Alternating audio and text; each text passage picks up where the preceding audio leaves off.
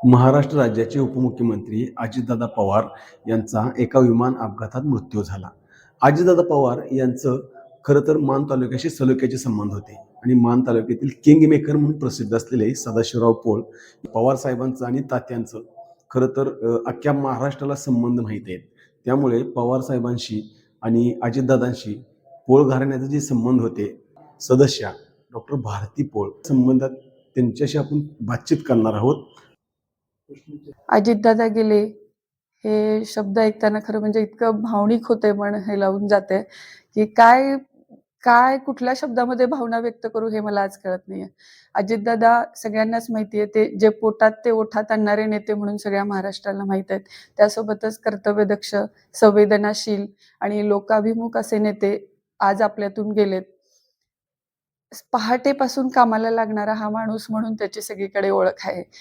पण हे अजितदादांबद्दल म्हणताना तात्यांच्याकडून आम्ही जे अजितदादांबद्दल ऐकलं की त्यांच्या दादा या नावातच खूप मोठा दरारा होता आणि जेव्हा केव्हा तात्यांना भेटायला वेळ दिलेली असायची, सकाळी 7 वाजता या, असं तात्यांना भेटायची वेळ दिलेली असेल. अजितदादा काम वेळेच्या बाबतीत अत्यंत काटेकोर होते. पण आपल्या तालुक्यातील रस्ते म्हणा किंवा ज्या लोकांना सोबत घेऊन जायचे, तर ते लोक पोहोचेपर्यंत इतर लोकांना भेटत असे करत असताना तात्यांना काही त्यांच्यापर्यंत वेळेवर पोहोचता यायचं नाही. आणि अजितदादांची अशी ख्याती होती की जे वेळेवर आले नाहीत त्यांची ते अपॉइंटमेंट रद्द करून टाकायचे. पुन्हा पुढच्या वेळी जेव्हा अपॉइंटमेंट मिळेल त्याच वेळी यायचं. पण जेव्हा मान तालुक्यातले तात्या आलेत असं सांगितलं जायचं, तेव्हा असू द्या ते साहेबांचे जवळचे माणसं आहेत, त्यांना वेळेचं बंधन नाही म्हणून अजितदादांनी कधी त्यांची भेट नाकारली नाही. अजितदादांची कार्यपद्धती अत्यंत शिस्तबद्ध होती. अजितदादांनी शब्द दिला म्हणजे ते काम होणारच. हे एक प्रत्येकाला खात्री असायची. त्यासोबतच मी जिल्हा परिषद सदस्य असताना जेव्हा कुठल्या कामाचे पत्र घेऊन अजितदादांकडे गेलो, तेव्हा माझ्या लक्षात आलं की आपण एखादं पत्र घेऊन जाताना त्या कामाची आपल्याला सखोल माहिती असल्याशिवाय दादांसमोर कुठलाही प्रश्न मांडायचा नाही. कारण जेव्हा दादा त्या कामाबद्दल फक्त पत्र दिलं की निघून या असं दादांचा विषय नसायचा.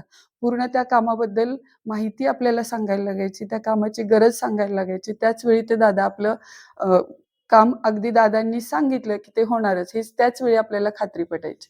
त्यासोबतच अजितदादा अत्यंत धडाडीचे नेते हे सगळ्या महाराष्ट्राने ओळखलेलेच आहेत. त्यांचं कुठल्यातरी एका पक्षापुरतं त्यांचं काम सीमित होऊ शकत नाही.